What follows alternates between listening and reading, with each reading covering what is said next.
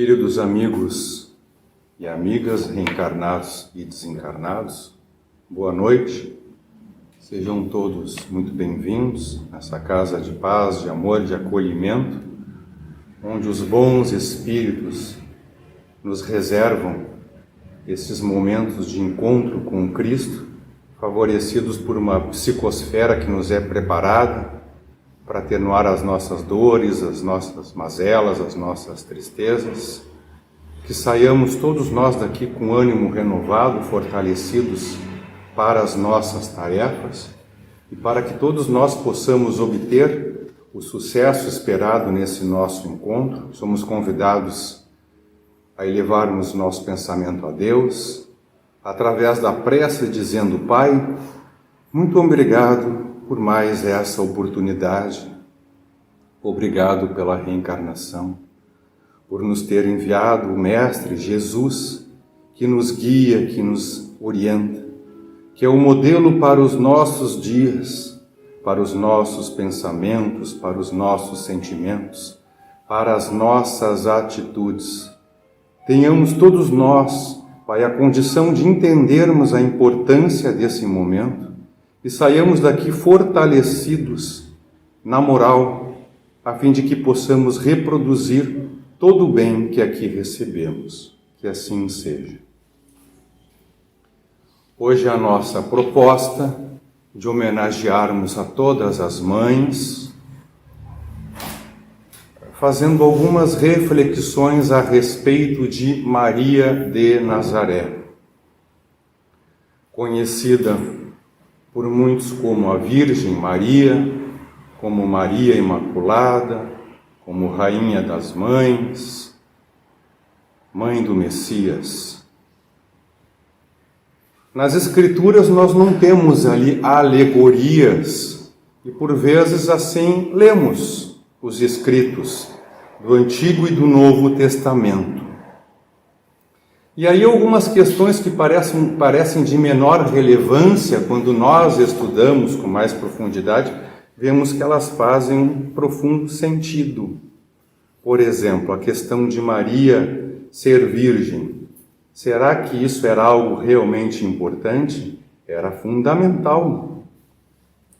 Porque os profetas já anunciavam desde Isaías que a mãe do Messias seria virgem. Então eles aguardavam que uma virgem viesse para que fosse essa a mãe do Messias. E os sacerdotes do templo, naquela época, eles ficavam muito atentos com relação a isso. Eles observavam todas as crianças que iam nascendo, as meninas, verificando se elas possuíam algum diferencial moral e intelectual, para que pudessem ser elas, alguma delas, a mãe do Messias. Então existe um aspecto físico nisso, da virgindade, porque se aguardava a mãe do Messias, que deveria ser virgem e deveria conceber, engravidar, mantendo a virgindade. Outra característica de imaculada, sim, era imaculada, porque era livre de qualquer pecado, ela não tinha nenhum karma. E para compreendermos um pouco isso, vamos nos reportar a algumas colocações de Kardec, que está em O Livro dos Espíritos, que fala da escala da evolução dos espíritos. E aí ele divide os espíritos em 3 ordens, dizendo já na questão 97 que a ordem dos espíritos é infinita, ou seja, a evolução nunca para, pois responde à lei divina, conhecida por nós como a lei de progresso. E nesse contexto do que vamos narrar hoje, com o suporte das obras que nos são trazidas por espíritos superiores, dentre elas Maria de Nazaré, um livro de mais de 400 páginas, que nos foi trazido através do Espírito Miramês, também a Boa Nova, o capítulo 30, que nos foi trazido pelo Espírito Humberto de Campos. Teremos também alguns subsídios do Evangelho segundo o Espiritismo e do Livro dos Espíritos. A narrativa será curta, Mas o objetivo é de que, muito mais do que bem compreendido, o Espiritismo e os seus ensinamentos sejam bem sentidos. Alguns poderão se admirar por informações até antes não conhecidas, mas o que importa é o que está ao fundo dessas informações. Por isso a importância de que saiamos daqui renovados, na crença, na certeza de que todos nós somos assistidos por Deus através dos seus enviados, e nós temos o compromisso de servirmos a Deus, pois que, conforme Chico Xavier dizia, Deus socorre a criatura através da criatura. Então nós também somos responsáveis como partes da providência divina. Retornando à questão da ordem dos espíritos, Kardec dividiu em 3 ordens uma infinitude de evolução espiritual. Na terceira ordem estamos nós, os espíritos imperfeitos, espíritos inferiores, onde ainda predomina o mal, embora afira o orgulho, sendo assim mesmo o orgulho uma característica dos espíritos inferiores. Nesta categoria dos espíritos inferiores, nesta narrativa, irão se encontrar diversos dos presentes na região de Israel, da época de Jesus, ou preparatória à sua vinda ao nosso planeta. Dentre esses espíritos inferiores temos José, que foi marido de Maria. José possuía cerca de 60 anos de idade, Maria 16. José era viúvo e já tinha 5 filhos. Por isso que nós vemos nos evangelhos a narrativa, a colocação de que Jesus e os irmãos de Jesus. Não era uma colocação no espírito de fraternidade, como nós nos chamamos de irmãos. É porque ele já possuía, José, 5 filhos, que ele havia adquirido do casamento com Elizabeth. Então ele era um espírito imperfeito, tal como nós, com uma característica da austeridade. José se dedicava aos estudos e à prática das Escrituras. Participava de atividades no Templo de Jerusalém e também participava de atividades e estudos junto dos essênios. Essênios esses que fazem parte da segunda ordem dos Espíritos, onde nós temos lá uma prevalência do bem em relação ao mal, até que se evolui ao ponto de serem classificados como espíritos superiores. Os essênios não são citados no Evangelho segundo o Espiritismo, tal qual os saduceus, os fariseus, os levitas, os escribas.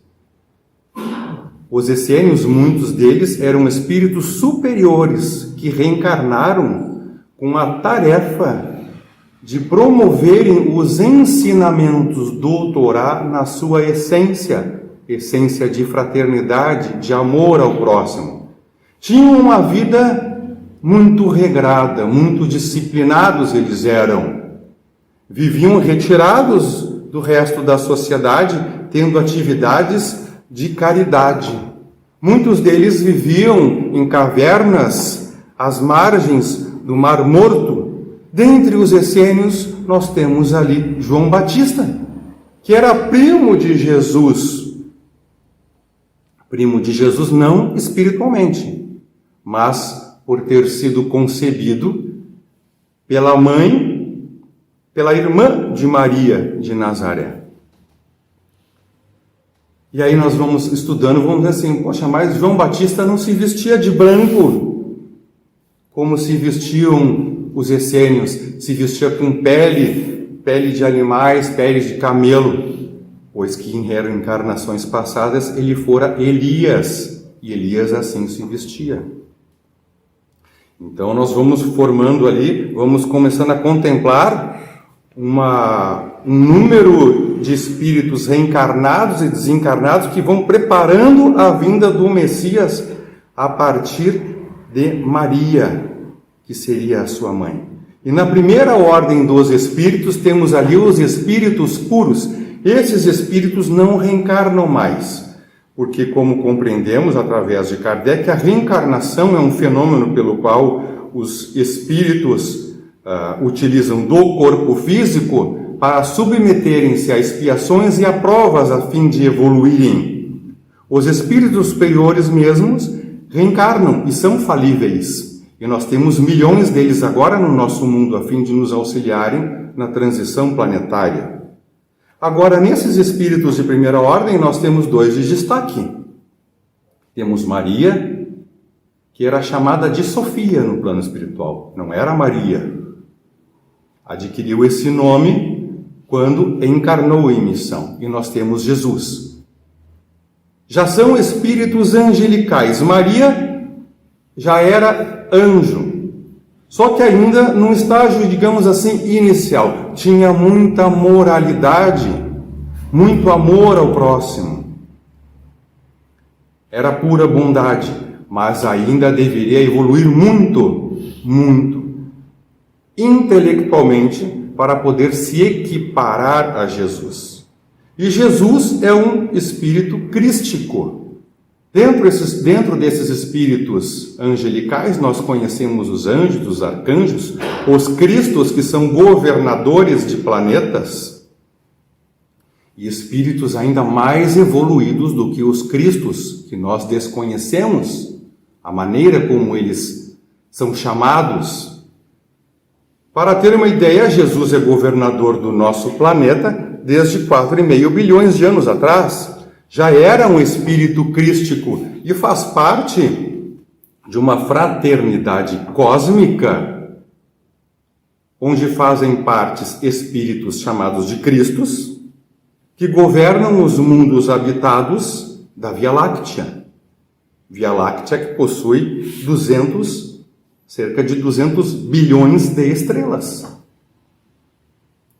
Então é uma enormidade de mundos habitados. Ou seja, para Jesus a transição planetária não é um desafio. E tudo é arquitetado e planejado espiritualmente para que ocorra no devido tempo, tal qual o nosso momento de transição planetária. Os sacerdotes do templo já aguardavam a vinda daquela que seria a mãe do Messias. Se reúnem esses espíritos crísticos para decidirem o futuro dos mundos habitados de maneira mais restrita, mais simplificada, dentro dos sistemas solares, sistemas planetários. No nosso sistema, nós temos o Sol como estrela e os demais planetas que orbitam ao seu redor. E ali então se reuniram diversas vezes.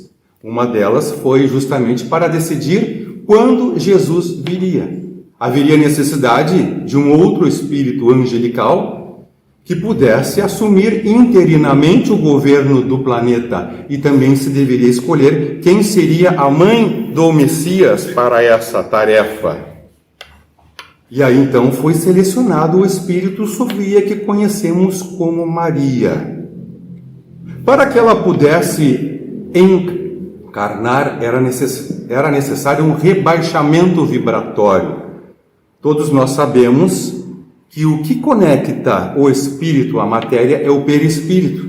Quanto mais evoluído, maior a vibração desse perispírito. Mais tênue, mais quintessenciado, mais etéreo é esse perispírito, ao ponto que ele fica incompatibilizado com a matéria bruta, tal qual do nosso corpo.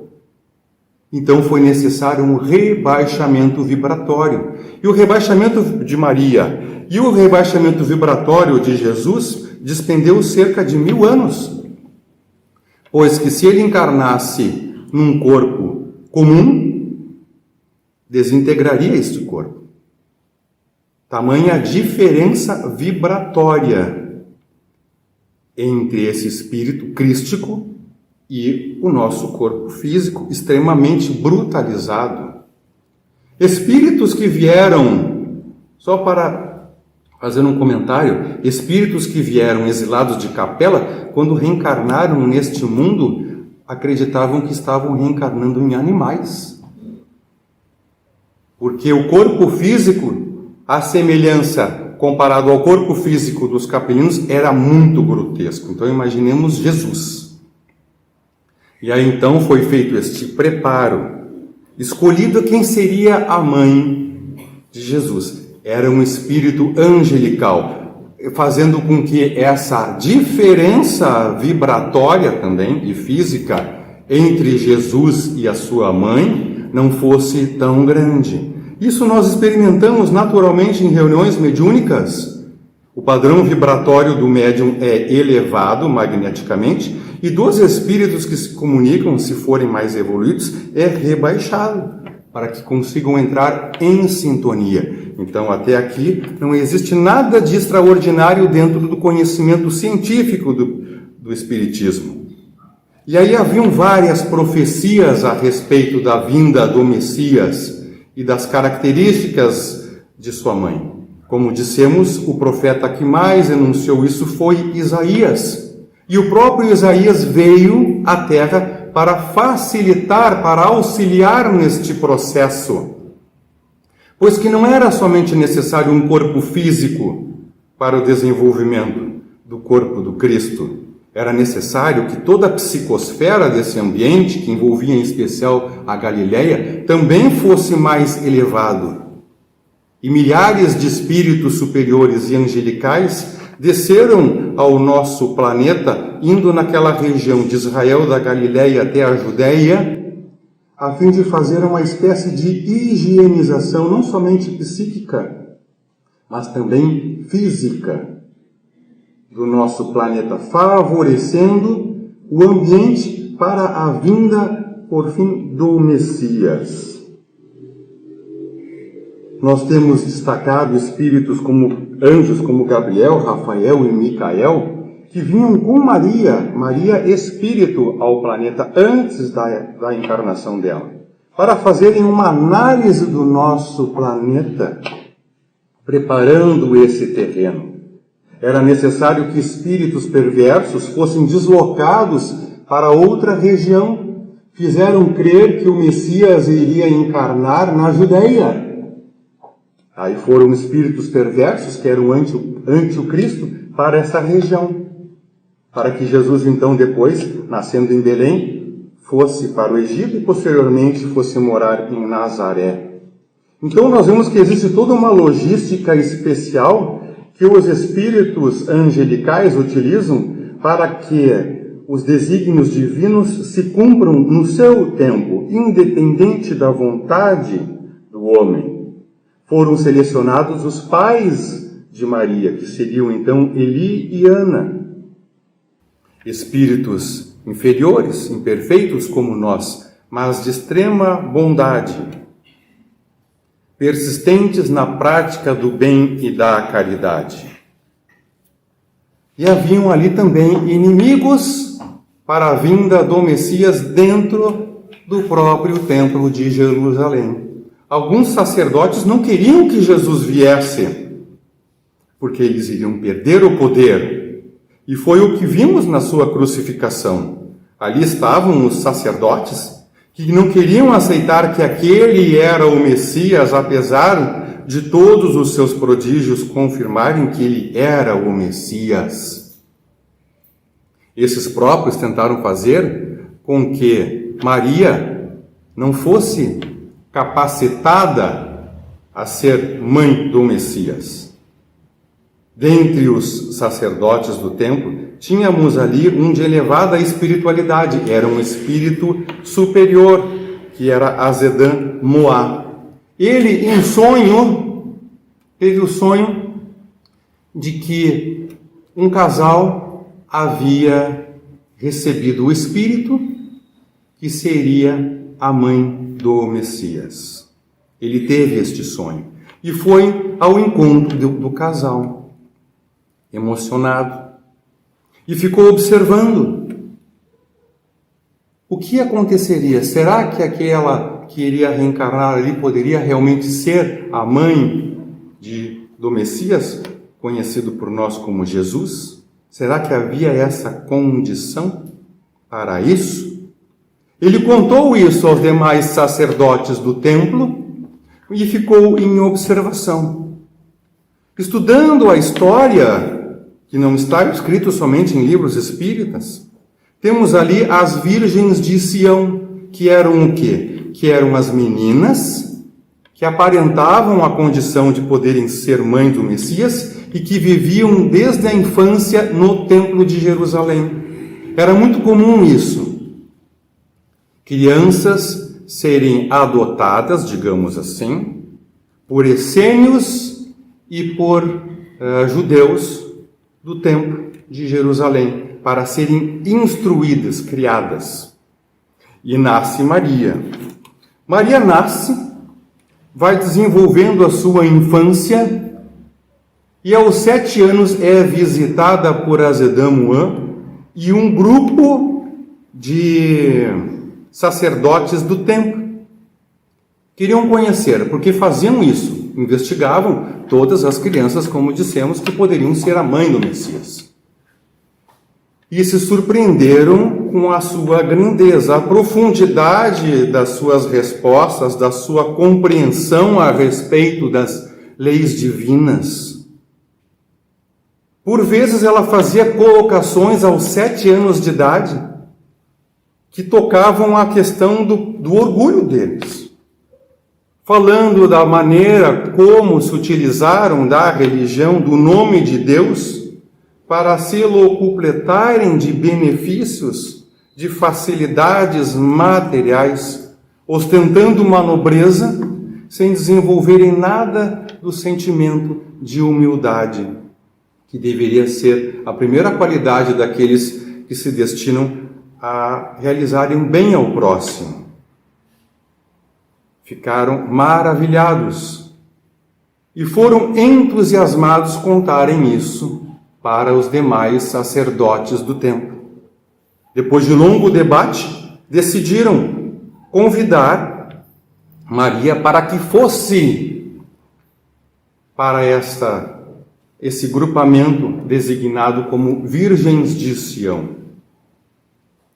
Isso pode ser facilmente acessado em estudos da história do judaísmo. E ela aceitou ir. Eles não impuseram. Eles viram tanta nobreza na criança que não tiveram a coragem de tentar impor isso. Deixaram isso por conta do livre-arbítrio e ela foi espontaneamente. Ficou lá até cerca de 12 anos de idade porque já estava muito incômodo para os sacerdotes conviverem com Maria. Já tinham certeza de que esta, pelas suas qualidades, deveria realmente ser a mãe do Messias. E ela retorna então para o seu lar, junto dos seus pais, os pais carnais, Eli e Ana, e posteriormente vai ter um convívio com os essênios, que são esses espíritos superiores que muito auxiliaram as tarefas do Cristo. Muitos dos momentos que nós vemos no Evangelho, dos evangelistas, em que Jesus está com risco à própria sobrevivência e que ele se esguia pela multidão, estavam lá os essênios para auxiliarem. Quando ele precisava chegar em algum local à distância, chegando numa nova cidade, quem preparava a logística muitas vezes eram os essênios. Dentre os essênios, nós temos Lázaro de Arimateia, que ofereceu para Jesus o sepulcro após a crucificação. Temos muitas narrativas, o tempo não nos permite, mas o objetivo é de compreendermos a grandeza desse Espírito, porque muitos veem Maria ainda como uma mulher simples, pacata, de pouca autoridade moral ou intelectual, que tudo aceitava. E Maria aceitou casar-se com José porque já tinha o conhecimento disso espiritualmente. Quando ela então vem encarnar nesta família, voltando um pouco no tempo, ela pede para esquecer todos os seus valores espirituais, para se expressar da maneira mais simples. Mas não há como tapar, vedar, velar qualidades morais e intelectuais. Ela assim ia se revelando com o tempo. José aceitou a condição de que deveria ser o marido unicamente companheiro, presente nas situações, sem jamais tocar Maria.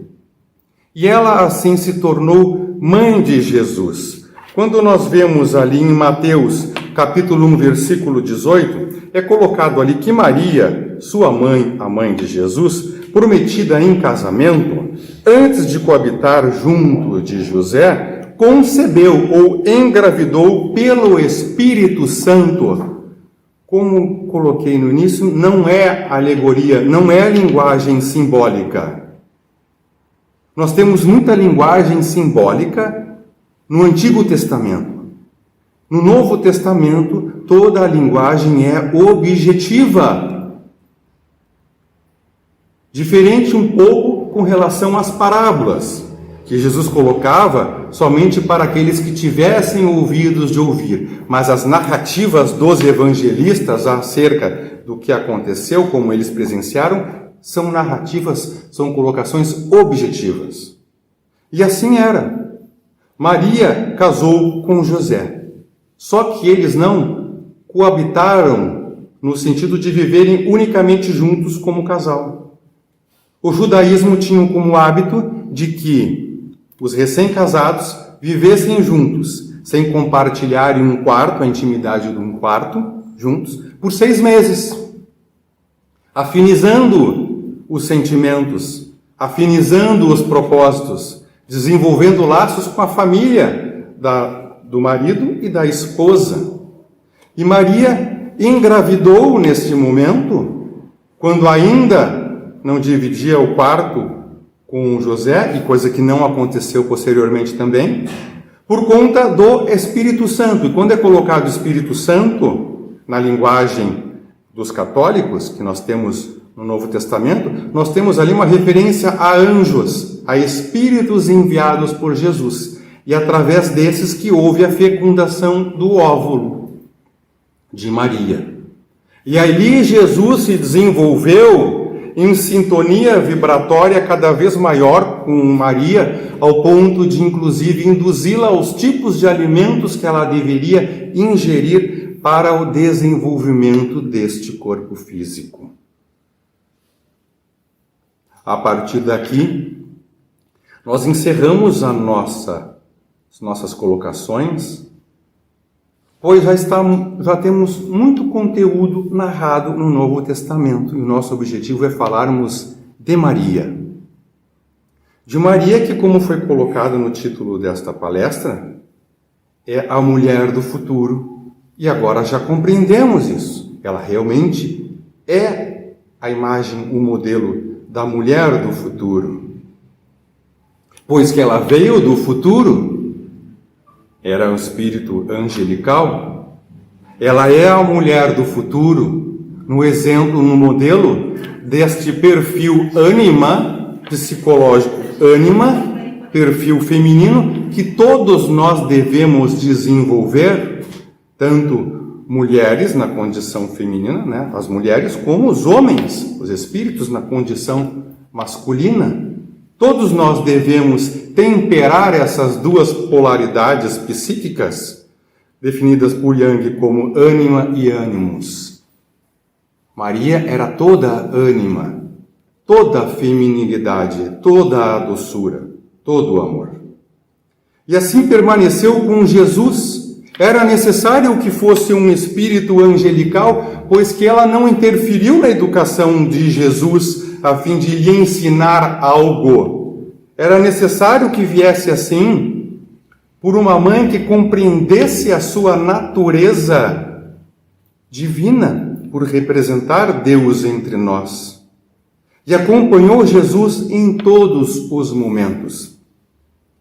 Não são todos os momentos narrados pelos evangelistas, pois que naquela cultura se destacava o homem na história. A própria religião católica, sem querer desmerecer de forma alguma, veio considerar que a mulher tinha alma cerca de 300 anos depois de Cristo, praticamente. uma visão distorcida, tentando tirar o valor da mulher, que não é em nada diferente do que o homem. Ambos se completam até o ponto que ambos acabam se tornando um, não sendo mais necessário reencarnar na figura masculina ou feminina. Este é o nosso destino. Então Maria também é um exemplo para nós, homens ainda brutalizados, que devemos desenvolver essa doçura, e era necessário. É a mãe das mães, porque ela reconhecia todos como os seus filhos. Jamais reclamou nada para si, jamais blasfemou contra as injustiças feitas contra o seu filho. E aí então passamos por todos os capítulos e versículos dos evangelhos, para nos recordarmos do momento em que Judas entrega Jesus aos fariseus. Maria, nesse momento, já estava em sua casa, em seu domicílio, dormindo. Quando João, o evangelista, bate na porta, João era muito novinho, tinha cerca de 16 anos quando iniciou as tarefas junto de Jesus, então tinha ali cerca de 19 anos, e aí batem a porta, ele bate a porta de madrugada e diz: mãe, ele foi preso, prenderam ele. Como assim? O seu filho está preso, ele foi inicialmente julgado e agora está preso, porque ele passou por diversos julgamentos. Não foi o primeiro que definiu a penalidade da cruz. E aí então ela sai de madrugada, coloca aquele manto sobre a cabeça e vai com uma mãe aflita ver o seu filho. Chega lá na prisão, que ficava subterrânea, em ambiente com paredes de pedra, e pede para ver. Não, meu filho está aí, por favor, deixe eu ver o meu filho, por favor. O soldado empurra Maria e ela bate com a cabeça na parede e começa a sangrar. E ela vê esse que lhe fere e que prende o seu filho, como também o seu filho.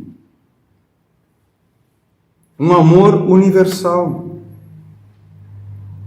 E acompanha Jesus em todo o seu martírio, nas torturas, nos flagelos, carregando a cruz sempre próxima do filho, sem desespero, porque sabia que se cumpria a vontade de Deus. Tão difícil para nós. Qual pai e mãe consegue ver um filho sofrendo e não se debater? E não se irritar? E não tentar então defender o filho ou a filha dos inimigos que estão ali, no caso, para tirar a própria vida?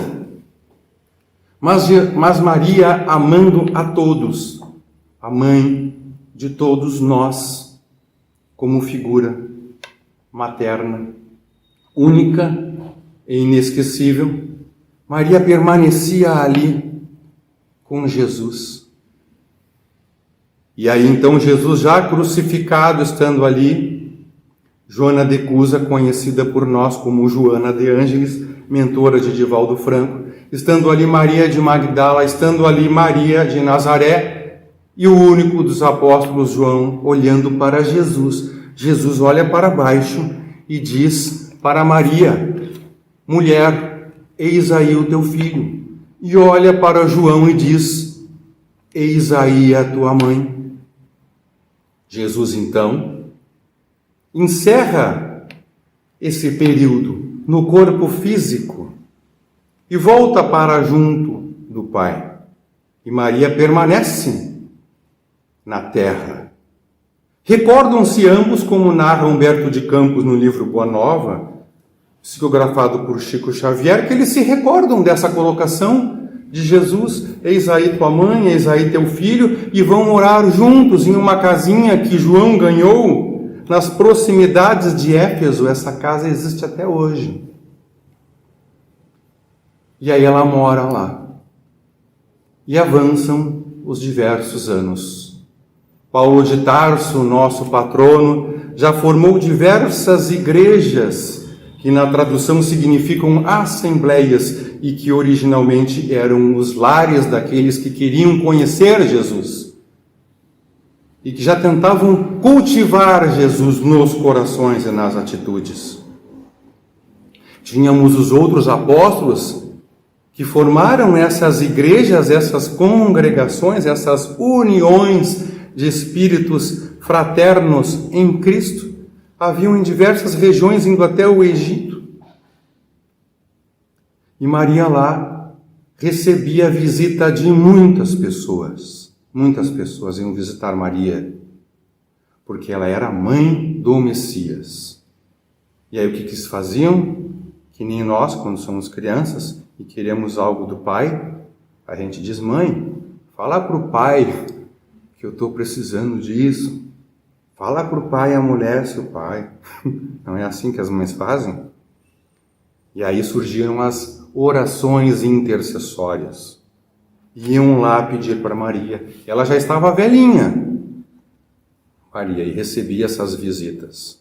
Até que certo dia bate à porta alguém diferente, entra e não pede nada. E começa a falar maravilhas e um conhecimento de Jesus e da história do mesmo que espantava Maria. E ela sentia, ela que vivia na melancolia da saudade do seu filho, começou a se encher de júbilo, de alegria, até que ela consegue perceber que ali estava Jesus.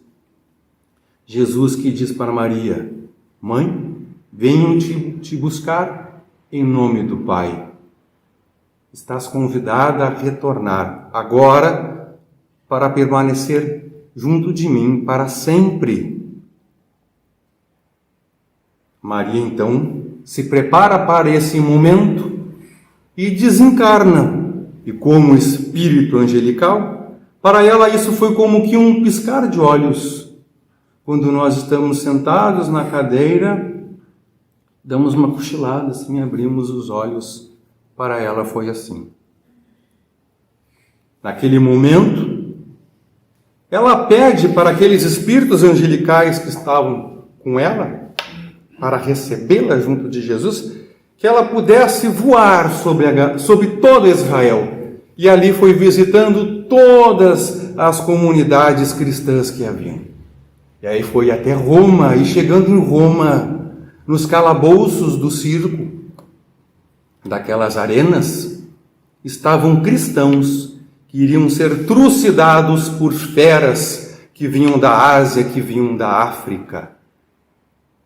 Aqueles cristãos martirizados eram lançados à morte para a alegria, para o deleite dos perversos, que ficavam lá gritando, alegres, ao verem, entre aspas, a desgraça daqueles que eles desprezavam. Maria, em espírito, chega próxima de uma menina que estava nas grades. E no seu sopro de amor, de doçura, envolve essa menina num estado de ânimo, de alegria, de fé e de esperança em Cristo. E ela começa a cantar. Abrem-se as grades da jaula que os guardava, como se fossem animais, e saem eles cantando em direção da arena, onde foram trucidados pelos animais, mas já envolvidos dessas energias angelicais. Maria se despede do corpo físico, mas mantém esse amor imortal por todos nós. Podemos ver no livro Memórias de um Suicida, de Camilo Botelho, que editou este livro, que Maria trabalha em uma região espiritual, por ela governada, em uma de nossas esferas espirituais, onde tem ali uma estrutura toda voltada para a assistência dos suicidas. São espíritos de características diversas. Quem lê o livro se impressiona.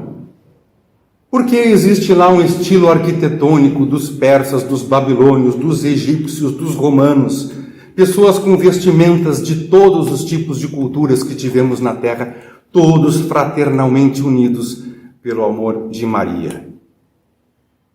E quem foi que Maria salvou dos primeiros suicidas? Judas estava na região do umbral grosso, a mais de 5 quilômetros de profundidade da nossa crosta terrestre, conhecida por nós como zonas trevosas e abismais. Maria chega ali e vai falar com Judas. Judas atormentado pela culpa. E começa a lhe falar palavras doces de amor que somente uma mãe poderia dizer. Ele começa a se sentir aliviado, balsamizado daquelas dores, das chagas do próprio coração, daquele que traiu quem ele mais amava, até que chega um certo ponto e ele olha e é Maria. Somente Maria, com seu amor, foi capaz de retirar Judas das zonas abismais, conhecida no catolicismo como o inferno. Esta é a Maria que nós gostaríamos de retratar hoje, de trazer a lembrança de todos nós. Uma Maria grandiosa que até hoje trabalha junto da nossa humanidade terrestre. No mês de maio, muitas religiões cristãs comemorando as mães, que são parabenizadas pela tarefa, pela missão divina da maternidade. Essas religiões cristãs homenageiam as mães e Maria intensifica os seus trabalhos. Adentrando ainda hoje, como o Divaldo Franco diz, nessas zonas abismais, o seu poder vibratório permite que ela caminhe volitando sobre as regiões pantanosas e os espíritos que vão com ela para o trabalho pisam sobre as suas pegadas como uma ponte para o socorro e vão lá auxiliar, resgatar os suicidas, os nossos irmãos que perderam o sentido da própria vida por não terem acolhido o nosso Mestre Jesus, tal qual nós que hoje aqui nos encontramos num espírito fraterno. Essa era a nossa mensagem. Não há como reduzir tantas informações acerca da nossa Mãe Santíssima, mas fica a nossa homenagem, gratidão à Mãe das Mães, Rainha das Mães, e homenagem a todas as senhoras que vieram aqui contemplar o nosso Mestre Jesus nesse nosso momento de encontro. Agradeço a todos pela paciência e pela atenção.